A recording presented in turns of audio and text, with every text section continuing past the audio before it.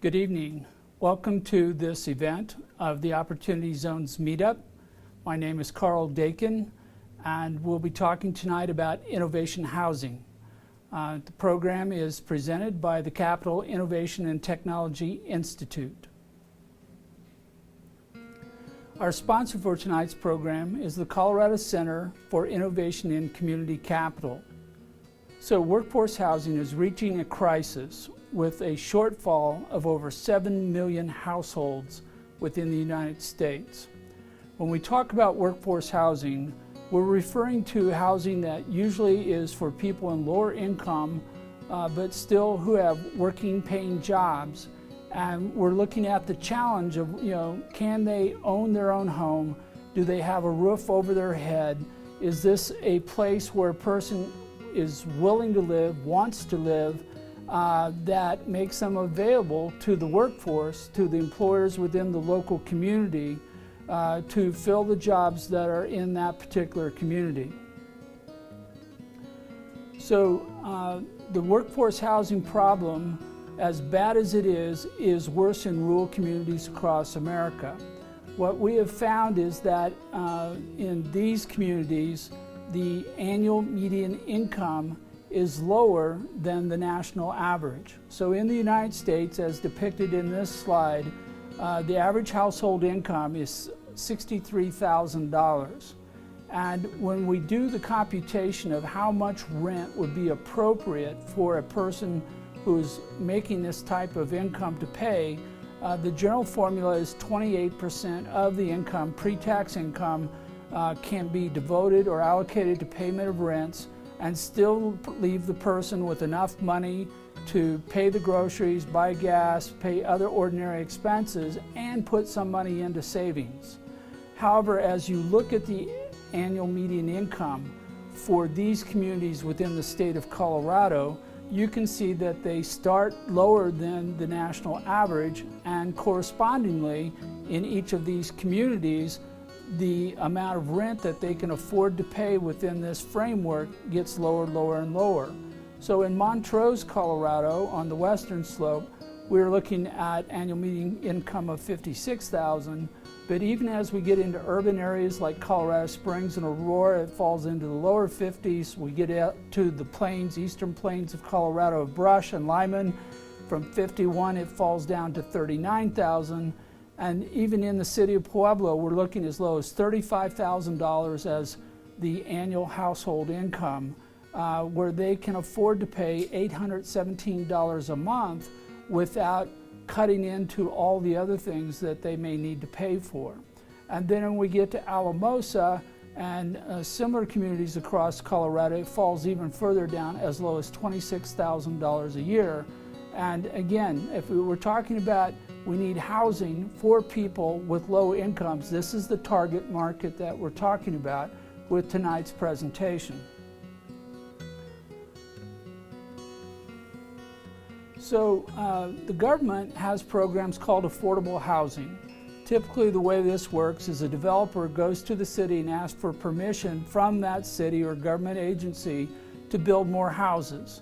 And the government says, well, we have a shortfall of affordable housing that is something that somebody with a lower income can pay the rents on, and we're going to make you set aside a percentage of your total development, and you have to rent this property at a lower rate, and in order for these people to have some place to live.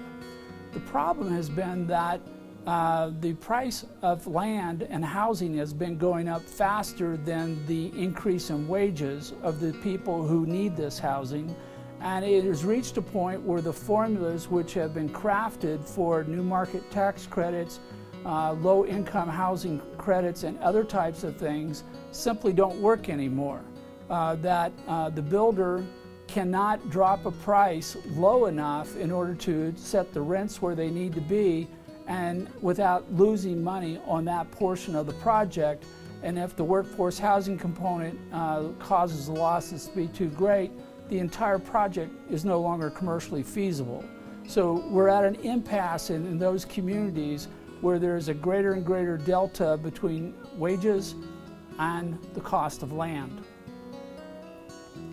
So one of the other problems with affordable housing is that invariably, almost always, the person who is in that housing is paying rent. They have no right to ownership, they are doing no wealth building, and their continual payment of rent over time puts them in a position where they are not going to become members of the community, they're not going to build the wealth, and it becomes a problem. And because of that, we're not really solving the problem, and as this picture presents itself, we're kicking the can down the road. We're saying this person's poor, we're going to get a roof over their head, but we're not going to give them the tools to build wealth. And without that wealth building property, then we'll have other problems that come at us. We are finding that workers who do not have a stakeholder in the community, typically in the form of home ownership, they're disenfranchised and don't feel part of that community. They don't contribute as much, time or otherwise, to the community, and they're very likely to jump jobs and go to another community whenever a better job opens up. So it creates instability within the community, it becomes a drag on the local economy, and the absence of that ability to build wealth within one of the primary wealth building mechanisms, home ownership, is simply absent. What we're seeing is very commonly is that workers in workforce housing are paying up to 50% of their income towards the rent for the building in which they are living. And as a consequence of that, because they've gone over the 28% recommended maximum, this extra money being paid toward rent is taken away from health care, it's taken away from food, it's taken away from savings, it's taken away from education for their children. And again, this puts a stress on the community, on the family, and it creates a situation which is not getting better as long as they continue to pay rent with no home ownership. And what we are finding now in many communities is that employers are saying we have a shortage of workers. And we're in a community, we have jobs, we want to pay these people to work here, but because there are no quality housing within the area where they can commute to that particular job, then the employers cannot recruit the people they need. And even if they can recruit them, again, the workers are looking constantly for a better paying job that will allow them to improve their lifestyle, their quality of life, and there is a lower level of job stability and continuance. So we reach this point where a new funding approach is needed to address the problem of workforce housing. And what we're going to talk about tonight is a new funding model that has been created by the Capital Institute for Innovation and Technology, which is called the Innovation Housing Funding Model. This is a private sector model, one where all the money necessary to build, rent, and sell property to workers comes entirely from the private sector without a government subsidy or contribution by charity or anyone else. This can be funded entirely on its own with private money, making it far more flexible, more agile in terms of putting the project together, getting it funded, and getting it into motion. And so we're going to go through the elements of this model over the next several slides so that you have a better understanding of its components and how it's different from affordable housing. Right now, the first thing we do within this model is we engage the employers to be participants in the funding of the housing. And the first step in putting together this model is to go to the employers in the neighborhood, in the local community, and ask them to make a commitment to buy these houses at a period in time down the road. This commitment by the employers serves as a form of security which will enable investors to get behind the deal. Investors now, instead of saying, well, where's your money, buy the house, or a bank or credit union saying, where's the down payment coming from? They can now look to the employer who says, yes, don't worry about it. I'm committed to buying this house down the road. I'm the one who is the money behind the contract. It's perfectly okay for you to invest into the project for what we're going to do because I am in effect your collateral or your form of security. So what we do is we raise money from the investors and then we build the new housing or we retrofit existing housing, and then the property is rented to the employee for 3 to 5 years. The time frame is dependent upon how long the employer wants to engage that employee in a loyalty program, how long it may take to build wealth through appreciation of that property following construction or retrofit. And these all go into the formulation of determining how many houses you can build, within what time frame, and what kind of rate of return is actually returned to the investor. During the course of the time that the property is being rented, there may be profits generated from the rentals where the rent exceeds the utilities and the taxes on the property. Those profits can be distributed as ordinary income from year to year, continuously throughout the life of the investment. Now, within the rents, it is possible to lower the rents in order to try to meet a certain threshold for lower income or extra lower income people. And there are variables within the formula that we can tweak to make that happen. But it is anticipated in most cases that there will be some profits generated year after year during the course of the rental. Then at the end of the time period, the house is sold to the employer from the investment pool, and out of the investment pool the money can be distributed. But for the moment, let's just focus on what happens next.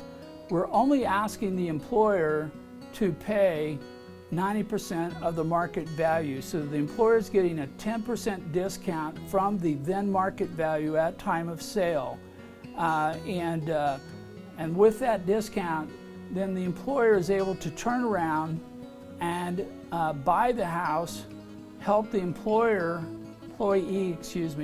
at that time the employee can buy the house from the employer at full market price, and the employer makes the 10% down payment on behalf of the employee.